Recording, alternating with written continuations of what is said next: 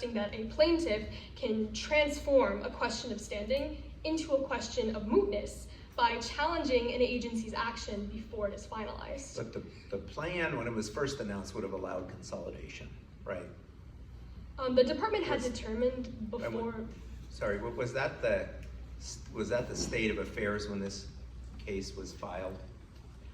Your Honor, the department had determined before the suit was filed that they were going to exclude loans consolidated on or after September 29th, and this was effectively communicated through their posting to their website. The department did communicate this was the intention and that loan consolidation would not make borrowers eligible. What reason did the department give? Did they offer any alternative rationale other than the one that respondents offer? That is to try to moot the claims of those states? Your Honor, the department did make the announcement before the states had filed suit, so therefore, the intention of the department in making the announcement was to provide clarity and to include this clarification on the plan that was authorized by the Secretary. It was not to induce or incite mootness. It was simply an issue of clarification of how the loan consolidation itself would operate. Does it matter, on your view, whether we analyze it as a standing question or a mootness question? I mean, standing has to be present at all stages of the case. So if it is moot, does it matter whether we analyze it under one doctrine or the other? Your Honor, because the standing does have to be present throughout the proceedings of the case, it is highly irrelevant to get into the nitty-gritty and examine the postings on the website, what the intention was, because the standing has to continue throughout the proceeding of the case. And at this point in time, the plan itself does not prompt consolidation, thus the standing is not there. What about the issue of these states having tax revenue problems? Doesn't that give them some sort of standing? Many of the states, Your Honor, have asserted that the actions undertaken by the Secretary are harming a portion of their tax revenues that they're getting from these student loan payments. However, it is the state's own choice to decide to follow this federal tax definition of gross income. So the states are making the conscious decision within their sovereignty to create their own tax law and to create their own tax code. They actively choose to incorporate that into their definition of gross. Isn't it true that the states have had this incorporation into their tax revenue since prior to the plan? The time frame is irrelevant. Either way, it is still a self-inflicted harm by the states to choose to incorporate that. The states are free to depart from the federal definition. Given that it is such a small part of the tax revenue, doesn't the decision from Wyoming v. Oklahoma apply here, in that it gives them standing as long as it's directing a very specific part of their tax revenue and tax policy?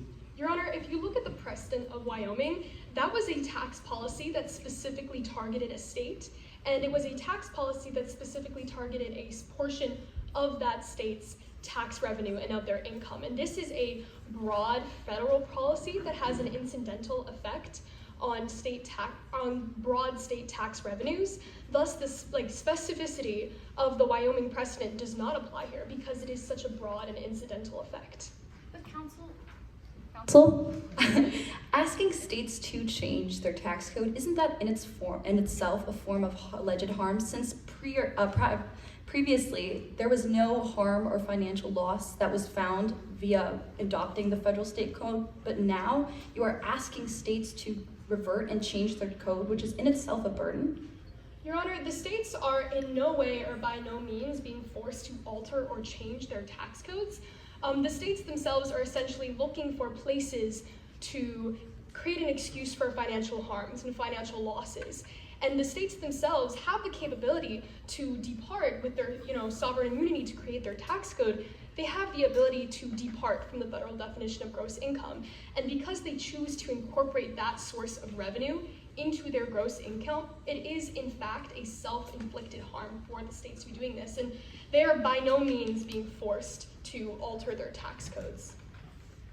now on that issue, can you speak to the speculative nature of those losses? The speculative nature of the tax losses themselves are not concrete, and in order for the tax losses themselves to constitute standing, it would have to be immeasurably provable that this would occur and that these states would significantly lose a large portion of their tax revenue. And any specific speculative reasoning for when this loss of revenue would occur places it very far into the future. These tax revenue losses would not occur in the near future. Thus, this would not constitute standing, because if the states are suffering revenue losses in 2026 because of a federal policy, it is not a concrete enough financial damage for the states themselves to sue on this loss. Additionally, it has been established through Florida v. Mellon that a federal policy's incidental effects on tax revenues are not judicially cognizable injuries.